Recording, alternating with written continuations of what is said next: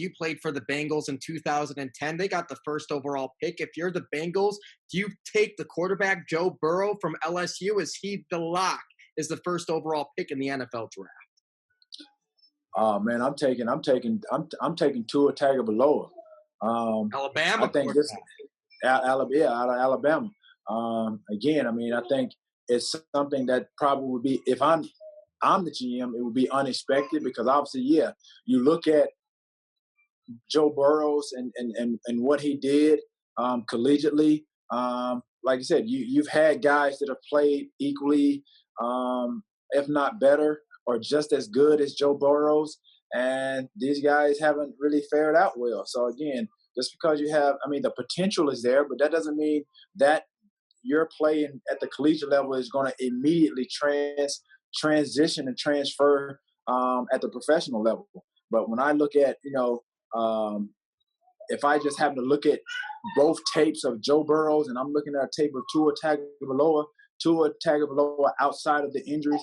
You take him first overall, even with the hip injury and all the reports about the physicals and stuff, you take Tua first.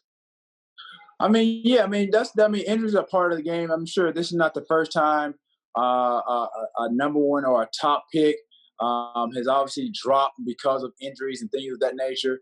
I mean, what's the difference in drafting Joe Burrows and investing a lot of money in him, and then he goes out preseasons and have a career-ending injury? It's no different. That the risk is going to be there regardless. So I just think when you look at the totality of a quarterback's play, and you look at how Tua, I think he's head and shoulders above the quarterback competition. When you think about and watch him, how he dissects, the defenses, his ball placement, the way he delivers the ball. Again, like I said, his mobility, he's not going to be your Michael Vick.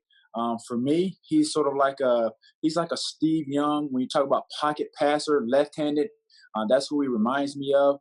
Again, he doesn't have the escapability of a Michael Vick, but when you think about a guy that's left-handed, Matt Leinart, these are guys that he eerily reminds me of.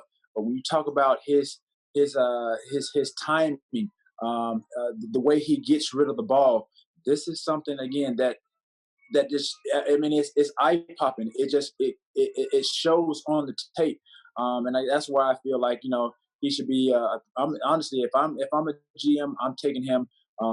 Keeping whatever pick close to vest, and if it's a surprise pick, I'm picking Tua Tagovalio because when you talk about quarterbacks and winning ball games, there's a lot that factors into that. Obviously, management, head coach, and you talk about your quarterback, who's the leader of the team. He's been there. He played at the University of Alabama. When you look at the success of at the University of Alabama that he's had, he's one of those guys that has continued that success. Nick Saban has seen that. He saw that when they had Jalen Hurts going to a championship game. Jalen did play very well. Inserted a freshman, a true freshman, at halftime to come in, and he took those guys to victory. That right there sets him apart for me from Joe Burrows. And even out of high school at the Nike Elite 11 football camps, he was the best quarterback. Trent Dilfer's ranting and raving about him. The Schmo was actually there in Redondo Beach to watch him do it. Phenomenal talent and only got better throughout time. The last NFL football question for you, T.O., because, hey, get your popcorn ready. You were an outspoken guy when you were playing, man, one of the best of all time.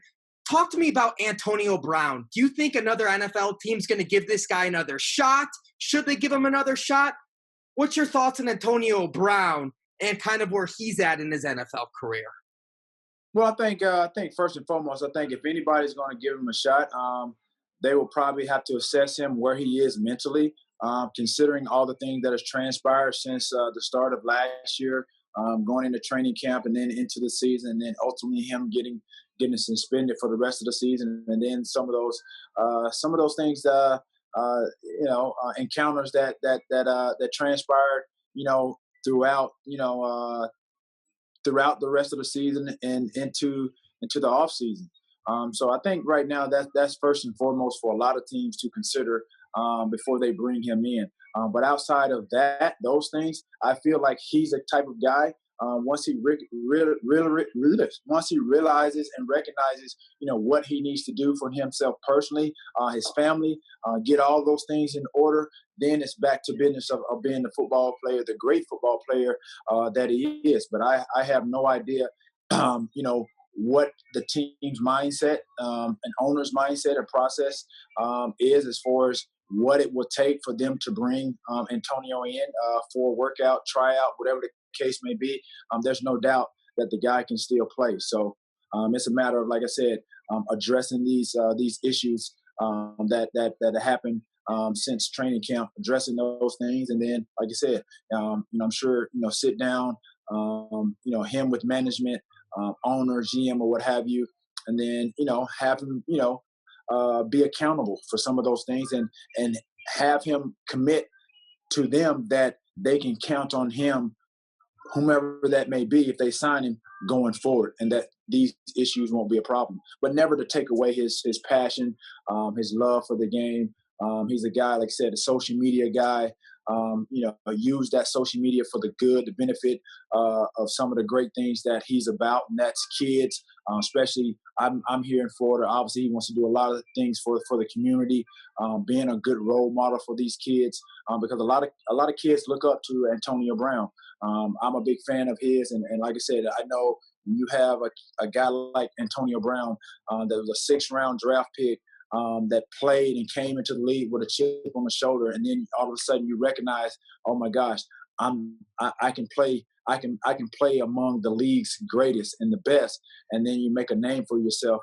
Sometimes you can get lost in your way, but this guy knows that there's a lot of kids in these inner city communities that are looking up to him, and he has to realize that he's a role model and put himself in the best light to be that for these kids, because a lot of people are expecting him to do and continue to do great things. And I'm sure once he gets his life in order and all these things that have happened out of the system and commit to a team, we're going to see Antonio Brown back in an NFL uniform. So I'm definitely rooting for him.